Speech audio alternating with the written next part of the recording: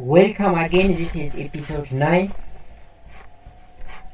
The subtopic that we are going to discuss today is 4.3 Political Socio-Economic Dynamics in Muslim Sultanates. ባለፈው በክርስቲያን ሃይላንድ ኪንግደም ውስጥ የነበረውን ፖለቲካል ሶሲዮ ኢኮኖሚክ ዳይናሚክስ ነበር ያየነው። አሁን ደግሞ በሙስሊም ሱልጣኔት ውስጥ የነበረውን ፖለቲካ የማህበረሰብና የኢኮኖሚ ጉዳዮች ነው ምናየው ማለት ነው። በወቅቱ ምን ነበር? ይሄም በ13ኛው ክፍለ ዘመን ጀምሮ እስከ 13ኛው ክፍለ ዘመን የነበረው ነው። ኤክስፓንሽን ኦፍ ኢስላም and the rise of Muslim sultanates ነበር ማለት ነው። እንግዲህ በዛን ጊዜ Islam spread into the central and the southwestern parts of the Ethiopian region through Muslim merchants and preachers. እንግዲህ እስልምና ወደ ኢትዮጵያ የገባውና የተስፋፋው ፒስፉሊ ነው። በተለይም በትሬድ ነው። በሌላው ዓለም የምናውቀው በጂሃድ ነው። አረቡን ጨምሮ ሚድል ኢስትን እንዲሁም ኖርዝ አፍሪካን ጨምሮ በጂሃድ ነው የተስፋፋው። ኢትዮጵያ ግን እስልምናን በሰላም ነው የተቀበለችው። የተስፋፋውን በሰላም ነው። በንግድ አማካኝነትም ነው እንግዲህ መስፋፋቱ የሚነገርለት። Trade led to the expansion of Islam, provided economic base for them, formation of different towns and trade centers. The old city-states of Mogadishu, Brava and Marka were used as ports for their interland ማለት ነው. For the trade in the northeast, Masawa served as an outlet. The market towns that served the Zeila route include was Gabaya in western Shawa on the Fatagar Dawaro Harar route ማለት ነው. ዙቅ ወይዘሮ in old ዳሞት እነኚህ የመሳሰሉ ትሬድ ሩቶችም ነበሩ ማለት ነው። ክርስቲያን መርቻንትስ ሰርቪንግ ዘ ኪንግስ ኤንድ ሱልጣንስ አስ ኤጀንትስ ማለት ነው። ክርስቲያን መርቻንቶችም ነበሩ ኪንጎችንና ሱልጣኖችን ሰርቭ የሚያደርጉ እንደ ኤጀንቱ ነው። ሙስሊም ስቴትስ had significant control over trade routes that passed through the Ila due to their geographic proximity, although contested by Solomonic kingdom, especially after its revival and consolidation ማለት ነው። እንግዲህ እንደሚታወቀው the backbone of Muslim sultanate is trade እና ከዚህ ጋር ተያይዞ በዋነኝነት ኮንትሮል የሚያደርጉት እነሱ ትሬድ ሩትስ ነው ማለት ነው። ከኢኮኖሚያቸው አንጻር ኢኮኖሚያቸው አስፈላጊ መሳሪያ እንደመሆኑ ማለት ነው ትሬድ ሩት እና አንዳንዴም ያው ፉክክር ነበር ቢትዊን ሙስሊም ስቴትስ ኤንድ ሶሎሞኒክ ኪንግደም ቱ ኮንትሮል ትሬድ ሩትስ ማለት ነው። ኮምፒቲሽኑ በዋነኝነት በሶሎሞኒክ ኪንግደም እና በሙስሊም ሱልጣኔት መሀል የነበረው ትሬድ ሩቶችን መቆጣጠር ነው። ያንን ከተቆጣጠር ስትራቴጂክ የሆነ አድቫንቴጅ ያለው የፖለቲካ ኢኮኖሚ ተርፍ ታመጣበታለህ ማለት ነው። ምክንያቱም ትሬድ ሩት በጣም ወሳኝ ነገር ነው። ብዙ ገቢ የሚገኝበት ነው። ብዙ ትርፍ የሚገኝበት ነው። ኤክስፓንሽን ኦፍ ኢስላም led to formation of Islamic states often led by sultans ማለት ነው። ለዛ ነው እንግዲህ ሱልጣኔት የተባለው በሱልጣኖች የሚተዳደር ስለሆነ ነው ማለት ነው። Most known sultanates during this period were Ifat. በፊትም ዲስከስ አድርገነዋል። Ifat was established around 1380 by Walasma family. ባለፈው ቻፕተር 3 ውስጥ ዲስከስ አድርገነዋል። Realized that Ifat was becoming an easy target to the Christian kingdom due to its location. እንግዲህ ኢፋት ብዙ ጊዜ ከክርስቲያን ኪንግደሙ ተጽዕኖ ይደርስበት ነበር ጂኦግራፊካሊ ቅርብም ስለሆነ ፕሮክሲሚቲ ስለነበረው ከክርስቲያን ኪንግደሙ ጋር ማለት ነው።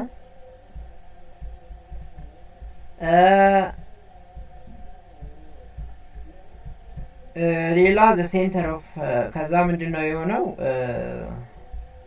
እንግዲህ ኢፋት moved further to the southeastern lowlands in the highland districts around Harar in 1367 ከክርስቲያኑ ተጽዕኖ ለመውጣት የኢፋት ዳይናስቲ ወደ ሳውዘርን አካባቢ በተለይም ሳውዝ ኢስተርን ሎላንድ ሙቭ ሽፍት እንዳደረገ ነው ወደ ሀረር አካባቢ በ1367 የሚነገረው። ፈርስት ኢንተር ዳካር located southeast of Harar, consolidated its power in Harar, began another phase of military campaigns against the frontiers of the Christian kingdom። ከዛ ከተጠናከረ በኋላ ወታደራዊ እርምጃ ለመውሰድም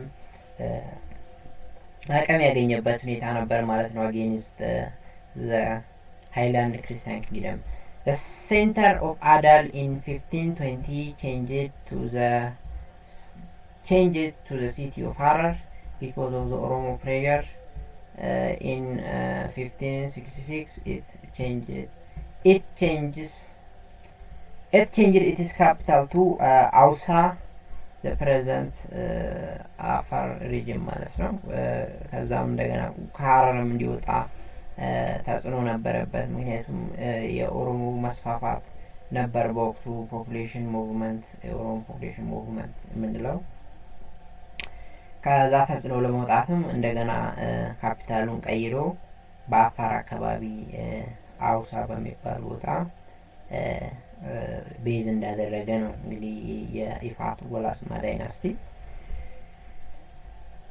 ከዛ 4.4 rivalry between the Christian kingdom and the Muslim sultanates competition ነበር፣ ፓወር ስትራግል ነበር between Highland Christian kingdom and the Muslim sultanates ማለት ነው። ይሄም እንግዲህ መጀመሪያ ቀደም እንዳልኩት the very reason that brought rivalry between the two kingdoms or between the two powers is the need to control ትሬድርስ ነው ማለት ነው። እንግዲህ የንግድ መስመሮችን ለመቆጣጠር ነው እንግዲህ የሁሉ ፉክክርና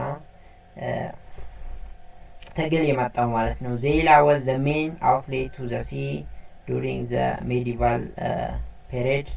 The ambition to control the Ila trade route and commodities that passed through the Ila led to rivalry between the Solomonic rulers and the Sultanate of Ifat ማለት ነው። በተለይም የዘይላን ትሬድ ሩት ለመቆጣጠር ሁለቱ ኃይሎች ይፎካከሩ ነበር። the first recorded conflict between the Christian kingdom and Ifat took place in 1328 ማለት ነው። የመጀመሪያው ኮንፍሊክት የተፈጠረው በ1328 ነው በሁለቱ ወገኖች መካከል።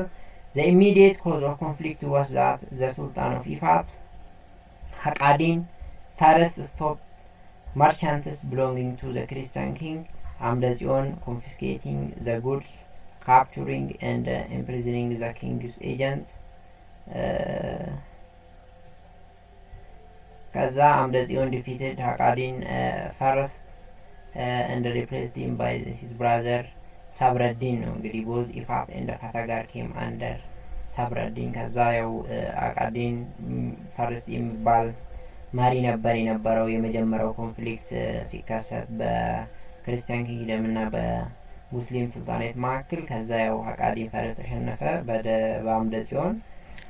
ከዛ አምደጽዮን በሱ ቦታ ሰብረዲንን ተካ። The Sultanate of Hadiyya and Dawaro made an alliance with Sabreddin። ከዛ በኋላ Sabreddin was defeated። ከዛ as a result of Ifat, Fatagar and Dawaro were incorporated ማለት ነው። ከዛ ሰብረዲንም እንደገና ሬቤል አጌንስት ደብረጽዮን ማነው አምደጽዮን ላይ አሊያንስ ፈጥሮ ከሀዲያና ከዳወሮች ጋር ዘመቻ ለማካሄድ ሞክሮ ነበር። ይሁን እንጂ ተሸነፈ። ከዛ በኋላ አምደጽዮን ኢፋትንም ፋታጋርንም ዳዋርንም ጨምሮ በእጁ አስገብቷል ማለት ነው።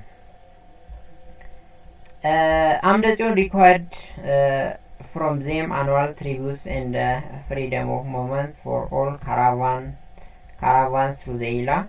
Following the decline of Ifat, other Muslim sultanates like Sharqa, Harar, Bali, Dara, and Arbabani were also seriously weakened. Conflicts between Adal and the Christian kingdom በጣም ነበር ማለት ነው። Following the days of Saladin and the loss of the Ilatu Christian kings, the Muslim sultanates declined its power. Saladin's son, who took refuge in Yemen, came back to succeed his father. During the mid-15th century, Emperor Zara Yaqub gained some access to the Red Sea. In 1445, Zara Yaqub defeated Sultan Ahmed Badli at the Battle of Yaguba. As a result, the son and the successor of Ahmed Badli, Muhammad Ahmed, sent a message of submission to Ba'ad Mariam to remain vassal to the Christian kings ማለት ነው እንግዲህ። On the days of Muhammad, however, Adal was still strong and continued its struggle. Hence, the reigning monarch Ba'ad Mariam campaigned against Adal. Despite initial success, the army of Ba'ad Mariam lost the battle in 1474. The successors of Ba'ad Mariam proved weak in their dealings with the rulers of Muslim Sultanate. Kaza Emir Mahfuz Imatal died fighting against Emperor Lebna Dingil. Kaza and his son-in-law Ahmed Ibrahim ibn Imam Ahmed ibn Ibrahim al-Ghazi ነው የሚመጣው ከዛ በኋላ probably known as Ahmed Gran or the left-handed took over the leadership. ከዛ እሱ ከመጣ በኋላ ከፍተኛ ተጽዕኖ ነው የፈጠረው በክርስቲያን ኪንግደም ላይ። apart from the hostile relations, there were wider socio-economic and cultural interactions between the Christian kingdom and the Muslim principalities ይላል። እንግዲህ ይሄ ሁሉ ፉክክርና ትግል የመጣው the need to have trade routes ነው። the need to control trade routes በወቅቱ በሁለቱ ፓወሮች መሀል ኮንፍሊክት እንዲኖር አድርጓል ማለት ነው። Trade continued to be the major channel of social integration. Also, it had long been the source of friendship, interaction, interdependence, and conflict among the states of the region ማለት ነው። ትሬድ እንግዲህ ኢንተግሬሽን ያመጣል ወይንም ደግሞ ኮንፍሊክትም ያመጣል። እንደ ሁኔታው የራሱ አስተዋጽኦ ነበረው ማለት ነው። እንግዲህ the long distance trade and the local market served as core areas to social ties. Relatively, the difference in ecology of the Muslim sultanates and the Christian kingdom created economic interdependence, which in due course strengthened socio-economic bondage ማለት ነው። Merchants of the two regions often moved from the highlands to the coast and vice versa. It was through such caravan merchants that the social links were strengthened and religious spread. Thus, these interactions and interdependence in economic, social, cultural, and political spheres lay the foundation for modern Ethiopia ማለት ነው። እንግዲህ የሞደርን ኢትዮጵያ ታሪክ ሲታይ አመሰራረቱ በኮንፍሊክትም በኮኦፔሬሽንም በተለያየ መልኩ ኢንተግሬሽን ተፈጥሮ በትሬድ በሪሊጅን ነው እንግዲህ ታሪኩ። Besides the above discussed also cultural and economic interactions, the period witnessed the flourishing of Ge'ez literature as evident from the works of Abba Georgis, Zagazischa and others as and philosophers epitomized by Zara Yaqub. እንግዲህ ዛራ ያዕቆብ ፊሎሶፈሩ አለ ኪንጉ አለ የተለያዩ ናቸው። On the Muslim side, literature had developed, including the works of Arab writers such as Ibn Fadil al-Umari, Ibn Khaldun and others ማለት ነው። ይሄ በ13ኛውና በ16ኛው ክፍለ ዘመን መሀል የነበረ የኢትዮጵያ ወይንም የሆርን አፍሪካ ታሪክ ነው ማለት ነው በተቀሉ።